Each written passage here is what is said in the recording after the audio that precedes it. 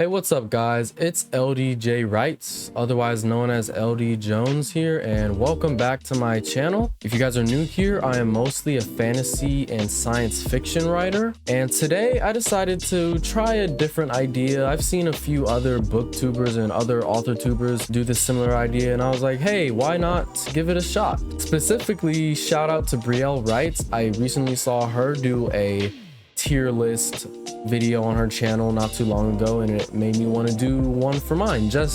She did general fiction tropes, and I'm going to be doing popular fantasy tropes. So yeah, let's get into the video. I made this tier list. It's got about 30 different tropes, and these are pretty much like all the ones I could think of at the moment. I may do another video if I can think of some more, or if you guys have any that it seems like I'm missing on my tier list, just drop them in the comments and I'll be sure to include them in a future video. I know I didn't introduce my categories. I should probably do that first. So first we've got elite, which is, you know, the top of the top, the upper echelon of tropes. Like if you've got this in your book, you're probably not going to go wrong. I'm just saying. And then next we've got let them cook. Because if you got these tropes in, you're cooking when you're cooking with gas. So these are tropes tropes in this category are most likely really good. They can be bad, but usually they're not. Most of the time I'm like thinking of them in high regard. They're just not quite elite. And then next we've got pretty good, which is, you know, pretty good. If they're in the book, they're cool, they're good. If they're not in the book, I'm not really tripping, but like they're cool. And then next we've got like the proper mid tier, like mid. It depends on how it's written. So like these could really go either way. Like if it's written poorly, I probably hate it. If it's written well, I can tolerate it, or I might even like it. So it kind of just is, it depends on how it's written. And then beneath that one we've got it's a no for me, dog. It's just a no for me, like dog. This one's kind of just reserved for things that maybe I haven't read too much, or just things I don't really like. So yeah, that one's pretty self-explanatory. And then right at the bottom, I kind of realized these colors are kind of inverted, but it's fine. But the bottom category is trash. I don't think I need to explain that to you. It's just tropes that I think are trash. Now, everything in this is my opinion. You guys might not agree. I actually kind of hope you guys don't agree with everything I say in this video, because I like different opinions, and you know, maybe we can spark some conversation and you guys can sway me to either side. Maybe I'm judging a trope too harshly, or maybe I'm like holding this trope and putting it on a pedestal. Let me know. But yeah, let's get into the first trope, which is the chosen one trope. This one shows up in a lot of different stories. I can literally just think of so many chosen ones. There's Harry Potter, there's Percy Jackson, just the standard fantasy story where there's a hero and maybe there's a prophecy and he's chosen, or he's been chosen by the gods or whatever. Because this one's so common, I kind of feel like it's a fantasy staple at this point. Like, yeah, is it overdone? Probably, but like, do I not still love it though? Yeah, I'm gonna, you know what? Here's what we're gonna do with the chosen one. We're gonna put it in pretty good. We're putting it in pretty good because it's pretty good. Like, come on, you like the chosen one. It's pretty good, especially if you kind of do your own flip to it, where it's like, I kind of liked what Harry Potter seemed to be going for with the whole Neville Harry thing, how it could have been both of them, but the author didn't really commit. We're not saying her name here, but the author didn't really commit to that idea and stuck with Harry. It would have been cool if like the entire book we think it's Harry, and then at the end it ends up being Neville, which, I mean, that kind of happened, but not really. But that's a way that the chosen one could even be elevated. But like on its own as a trope, I think it's pretty good. Next, we've got magic artifacts. And I really like magic artifacts. Like, what can I say? I've got this in my own fantasy series, the Eldenarian Artifacts. As you guys can see, it's literally in the title of the series. I've got these 7 artifacts that were crafted by the gods, and they get passed down through the magicians, through the generations. Each leader of a house safeguards its house's weapon or artifact. I just really like them. I mean, they can be MacGuffins at time, and they can be handled poorly, but usually I just think like makes for some good scenes. So we're gonna go ahead and put magic artifacts, and we're gonna put it in pretty good as well. I want to kind of leave elite and let them cook for kind of like the really good ones, if that makes sense. I don't want to like overpopulate elite. Like elite should maybe have 3 to 5 tropes at maximum. I'm thinking 3 is like max. So yeah, training arc. The training arc is kind of just like maybe a couple scenes in your book or your show, your movie, where the main character is maybe training with someone. Maybe it's the mentor character, which that's a trope we'll get into later. But it's just a training arc. Maybe they're learning a new skill, or they're like honing their magic skills before they get to the major fight at the end. I love a good training montage. Like, what can you say? I just immediately think of Rocky. I know that's not fantasy, but like, come on, you gotta love a good training arc.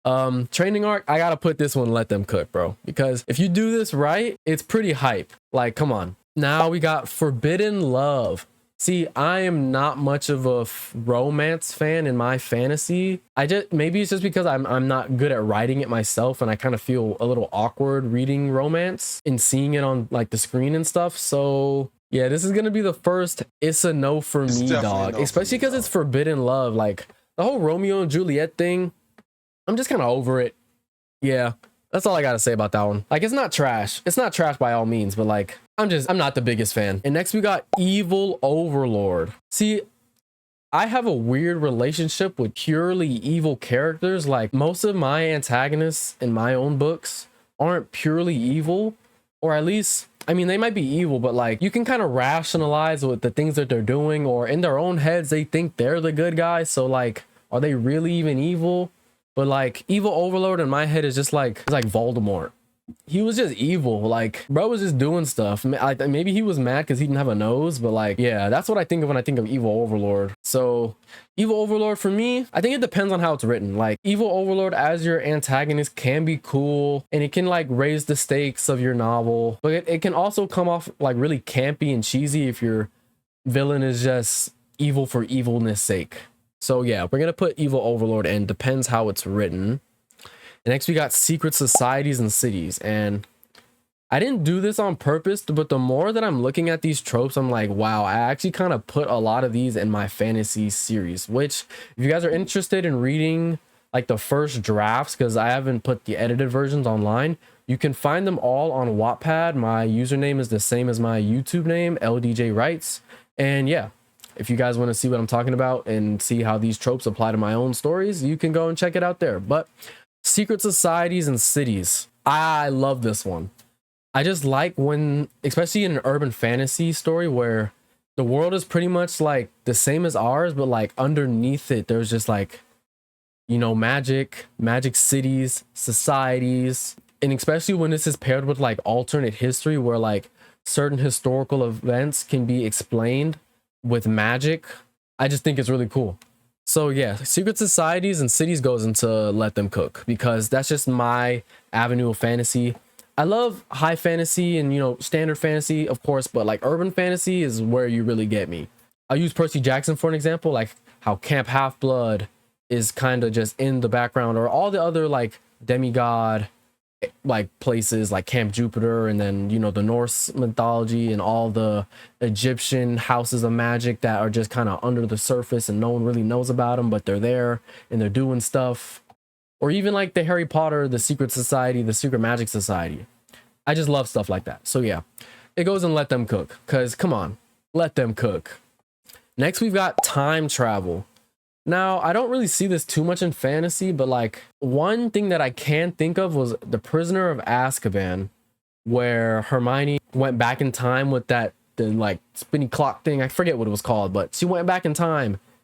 I didn't like that. I don't really like going back in time because it's a slippery slope. Like, I'm thinking to Avengers Endgame as well. I know the writers kind of wrote themselves into a hole after Infinity War, but like, time travel just kind of cheapens stuff. So like, this is the one I'm actually gonna put, it's the first one that goes in trash for me, because I just don't like time travel in fantasy. Like, if you're doing sci-fi and you can like explain it in a cool way, like there was this movie called Project Almanac where it was about time travel, but like it approached it in a nuanced way that didn't make things feel cheap in a way, if that makes sense. So yeah, time travel goes in trash. That might be a hot take. I don't know if people would like time travel that much or whatnot, but yeah, that one goes in trash for me. Now we got hero's journey. I'm gonna keep this one short. This one goes into elite. Like, come on, what's a fantasy story without the hero's journey? That's all I'm gonna say. It's just elite.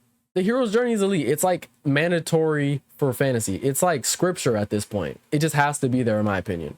And then next we've got like golden trio fellowship type thing. And if you're not sure what like fellowship means, it's basically, in my, like, if I have to explain it, it's just like a group of characters and they like band together on their quest or on their journey, and you get to see their friendship grow throughout the book. And that's pretty much what fellowship is. Like, if you think of fellowship as like Lord of the Rings, how it was like a whole band of, and you got to see their camaraderie and friendship throughout the series. And yeah, I like things like that. Fellowship's cool, especially because I'm not a big romance fan, so I like seeing characters bond in like non-romantic ways.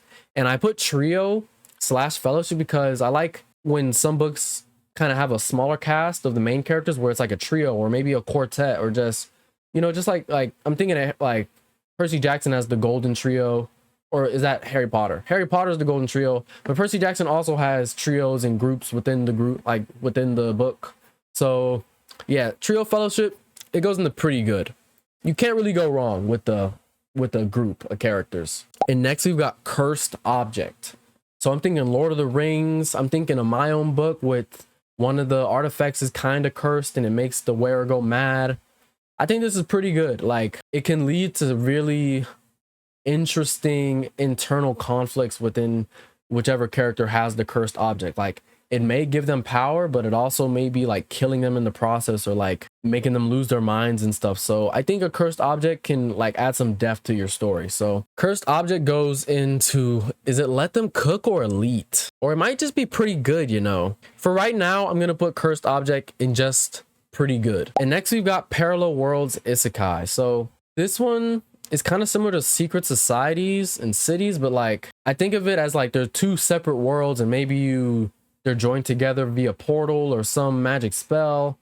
I'm not a huge fan of these. I'm thinking of things like Narnia, where you access Narnia via the wardrobe or the train station. Not a big fan of these. I'm gonna keep this one short. This one's just gonna go and it's a no for me, dog. And next up, we got one of my favorites, the quest. What is a good fantasy story without a quest? Now, your story doesn't need to have one, so I think that might be what keeps this from going in elite. Because I don't think you need a quest for your fantasy story to be really good. But if your story has a quest, I'm already invested, because it's just like, we already got something to do. What are we finding? Who are we looking for? Where are we going? How are we getting there? There's just so many things you can do with a quest. So many bumps in the road you can throw, so many obstacles, so much room for character development and growth, so many cool scenes you can do. Yeah, the quest goes and let them cook. And now we're in medieval settings. Probably one of the most popular tropes in fantasy, Western fantasy at least, because everyone thinks Europe was just the only place that had fantastical elements. I'm gonna keep this one short too. This might be a hot take. This one's going in medieval. Wait, what am I saying? No, this one's going in, it's a no for me, dog. Just because I want to see new things. Like, where's my Afrofuturism or African fantasy, or like Asian fantasy, or like where's like Latin American fantasy? Where's the representation there? Like, I loved what the most recent Black Panther movie did with Atlantis, or how they changed it to Talocan. I love that. And it made so much sense in the world to switch it from Atlantis to putting it in Latin America. Like, that just made so much sense, and I love the world building of that. I hope we get to see that world in future Marvel movies again. But yeah, with that being said, medieval settings goes in, it's a no for me, dog. And now we've got plot armor. And while plot armor can definitely be a bad thing, your story's really not going to exist if you don't have plot armor. And for that reason, it's going to go in, depends on how it's written, because if you didn't have plot armor, you probably wouldn't have a story. Like, your villains would probably just be like, oh, that's the chosen one, let's go kill them now before they get training, before they can, you know, get stronger and win. But on the flip side, if your character has too much plot armor, they're just gonna feel invincible, and like nothing's ever gonna phase them, and like there's just never gonna be any stakes, because you just, as a reader, you're just gonna be like, well, I already know he's winning, he's got plot armor. So yeah, that goes in, depends on how it's written. And now we've got humble beginnings, which this one kind of is tied to the hero's journey. And I think there's another one on here like reluctant hero. I feel like those ones are all kind of tied, but they're slightly different. In my mind, humble beginnings is kind of like your main character starts off, maybe he's a peasant, or he's like a slave, or he's a just like not royalty, or like he doesn't come from a long line of warriors or something. He's just like a regular guy. Like examples I can think of is Deku from My Hero Academia, or even Luke Skywalker from Star Wars, how they're just kind of lowly characters. Well, Luke Skywalker is actually not the greatest example because he is an example of another trope we have, which is hidden royalty. Or actually, now that I'm thinking about it, Luke Skywalker is not really hidden royalty. It's Leia who's the royalty. Luke was actually not royalty at all because he was sent to Tatooine. So actually, Luke is exactly humble beginnings. And I've used humble beginnings in my own sci fantasy book called Gladiator, which is kind of like Star Wars, Hunger Games influenced. So I like humble beginnings. But I can't really, yeah, I'm trying to think of something negative to say about it. I really can't. So humble beginnings is going to go in pretty good. As you can see, most of these tropes are going in the upper half and like the positive tiers, which I feel like goes to show that I'm a huge fantasy fan. Like most of these tropes I'm going to be okay with. But the next one coming up, I don't really get down with too much, which is love triangle. And the reason why I don't get down with love triangles too much is not even just because of the romance aspect. It's usually because love triangles usually aren't triangles at all. They're more like a love angle, with the center point being one of the characters. And usually the character is a woman with two guys fighting over them. Why can't it ever be two women fighting over a guy? Or why can't it be all three of the characters fighting for each other and they form like a weird throuple sort of thing? Or maybe none of them end up together, or it's just, I don't know. It's like, but love triangles are never really triangles. And for that reason, I'm putting them in trash. Obviously, a love triangle can be written well, and I've enjoyed some good love triangles, but like most of the time, it's a love angle. So I'm putting it in trash. But next up, we got one of my favorites, villain redemption. Now, I've got a caveat for this. If it's the main villain and he's done some pretty crazy stuff, and you try to redeem him, I don't like it. Like, I've been watching The Boys recently, and like, imagine if the show started to redeem Homelander. No. I don't care how messed up his life is. I don't care what the scientist turned him into. It'd be like if Voldemort got redeemed at the end. It's just dumb. He should not be getting redeemed. He's too evil. He's done too much.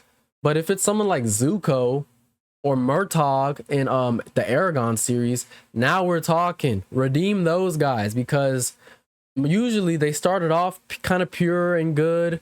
Something happened, then they turn into a villain. Maybe they were misguided or have some false beliefs, and then they come back to the good side. I think that's how you do villain redemption really well. But even with those caveats, I gotta put villain redemption in elite, because most of the time I've seen it, it's done pretty well, and it just elevate certain characters. So I'm really just thinking of Zuko off the top of my head, or even like Sasuke from Naruto. I'm putting them in elite.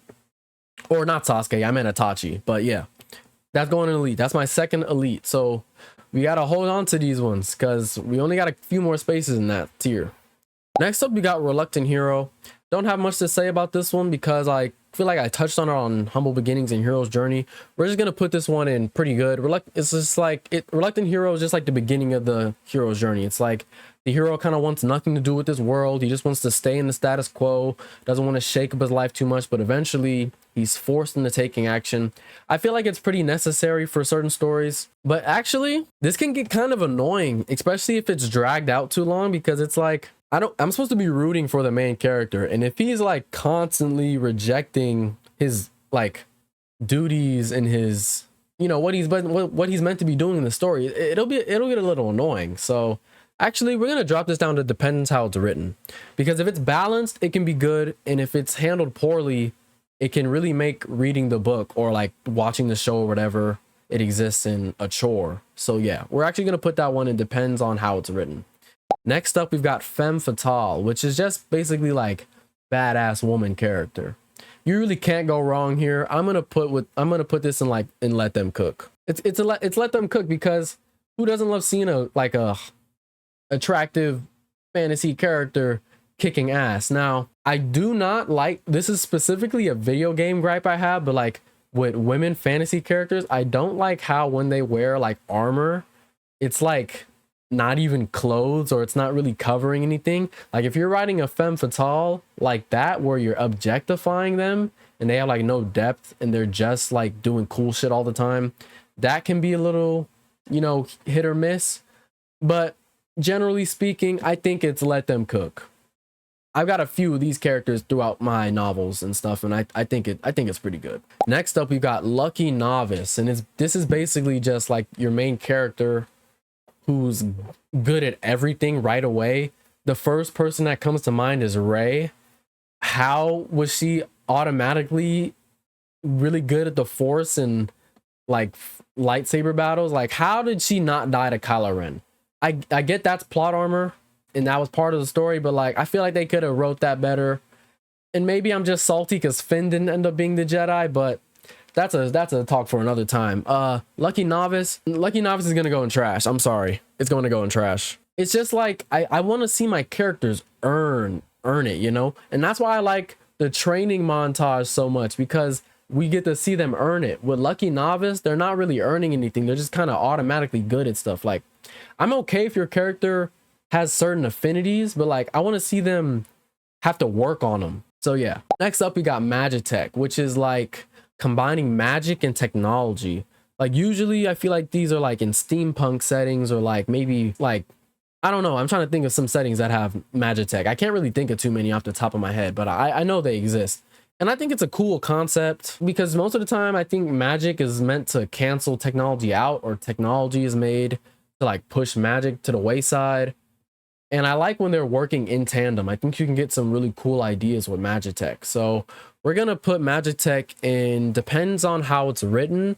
I'm only going to put it there just because I haven't read too much of it. And I'm like, maybe there is a way that you can do this in an improper way that takes away from your story, but I haven't really read it that much to give an informed opinion on it that much. So that's what we're going to do with Magitech. And next up, we got It Was All a Dream. I hate this so much, because it's like we did all this setup and we paid it off just to come like a scene later and realize it was all a dream. The first thing that comes to mind is that last Twilight movie where that final battle ended up just being one of Alice's premonitions. And I'm like, bro, we just took away everything that they just did. That whole battle was so cool, and then it just ends up being Alice's dream. That's whack. I don't like that. That's going in trash.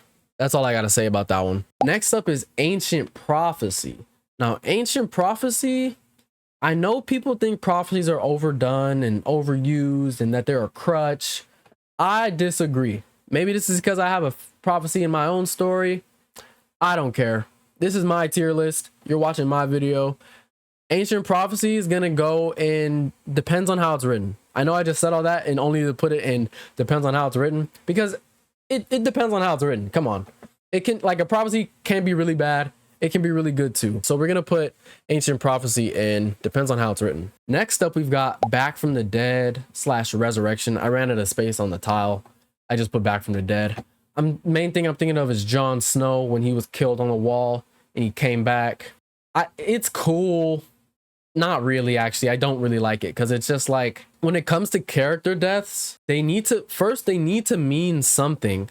If you're kind of just killing characters and they're not background characters, like they're a main or side character who's been developed and you're just killing them for no reason, I feel like that's kind of cheap. So the death needs to have a reason, right? And then if the death has a reason and then you resurrect this character, it takes away all the impact and the meaning from their death, which just cheapens the whole thing. Like, back to the Jon Snow thing. I get he was killed to kind of relieve his oath of the wall so that he could leave the wall, but I'm just like, did we have to kill him? He couldn't have just broken his oath. I feel like that would have made for some more narrative tension if he broke his oath and then the people from the wall have to go chase him while he's with the wildlings, or if he's going to King's Landing to help with the war or whatever. It's been a while since I've watched Game of Thrones. I don't remember exactly what happened with that whole plot line, but I didn't like that they killed Jon because I immediately knew that he wasn't dead. Like, I know Game of Thrones thrived off of killing main characters, but everyone knew Jon Snow wasn't dead. And that's why I think Back from the Dead is trash. Actually, let me stop. Let me not do that. Because I don't know. No. It's going in trash. It's going in trash. Sorry. Hidden Royalty, also going in trash. This one's going in trash just because I don't like it. I don't really have a good reason. I just don't like this one because it's like, especially if the character is cosplaying as humble beginnings, and then it gets revealed that, oh, you come from lost bloodline and you actually are heir to the throne.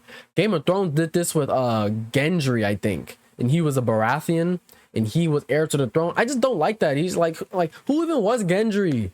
He was just there. Why was he heir to the throne? Like, come on. I don't like it. Next up, we've got Old Mentor. Elite. This one's elite. Obi-Wan Kenobi, the faceless guy from Game of Thrones. We've got Gyatso. We've got Kakashi. We've got Dumbledore. We've got what's dude from Lord of the Rings? Gandalf. We got so many. We got Braum from Aragon. Come on. There's too many. We got All Might. Come on. I'm gonna just keep listing them. There's too many mentors. They're too cool for it to go anywhere but elite. I just feel like it can elevate your main character so much if he has a mentor guiding him, especially if this mentor dies and like propels the main character into his character arc. I just feel like it can make for so much cool moments and like heart-wrenching moments. I have a version of this in my own series, my own sci fantasy story, Gladiator, where my main character Iggy has a mentor whose name is 10. He helps him survive in the Gladiator games and just stuff like that. I just love stuff like that. So yeah, mentor goes in elite. Next up, we got Magic School. Magic School's cool. I'm thinking of Hogwarts. I'm thinking of My Hero Academia. I'm thinking of the Academy in the Lorien Legacies sequel series.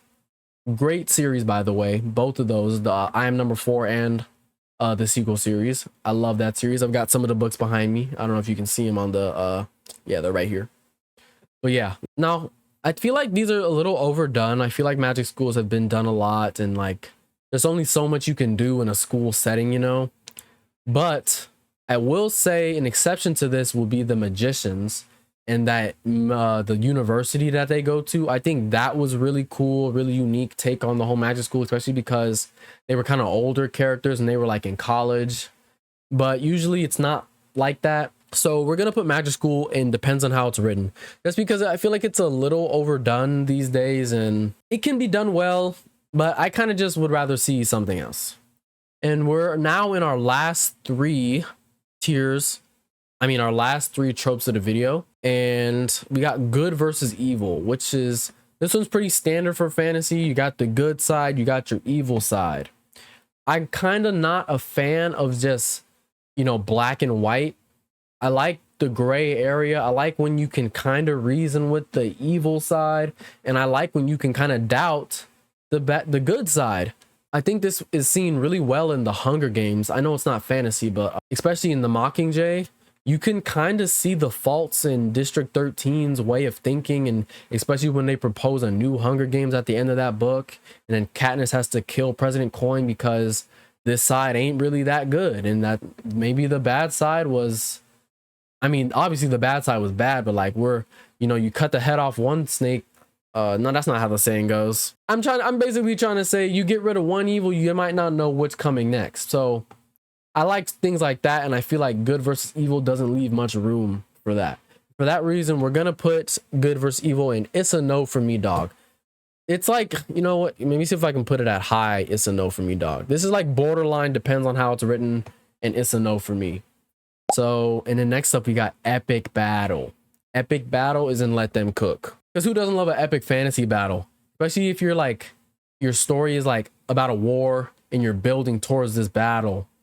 And it might not even have to be like a full scale battle with like multiple armies or multiple groups. It even could just be a 1v1 with your main character and the antagonist, and they just clash in some crazy battle. They've both gotten power-ups, they're both trained, they're both trying to kill each other. It's just really cool. I like it. I like seeing it. I like reading about it. It goes and let them cook. And then last but not least, we got dragons. In honor of House of the Dragon, which I just watched the most recent episode with the dragon fight, Vhagar versus Melees versus Sunfire. That was absolute cinema. With that being said, I don't think you can go wrong with dragons. I'm debating on putting this in pretty good or let them cook. Because if dragons are kind of just in your story and they're not really doing anything, then it's just pretty good. Like, it's cool to have them in the background.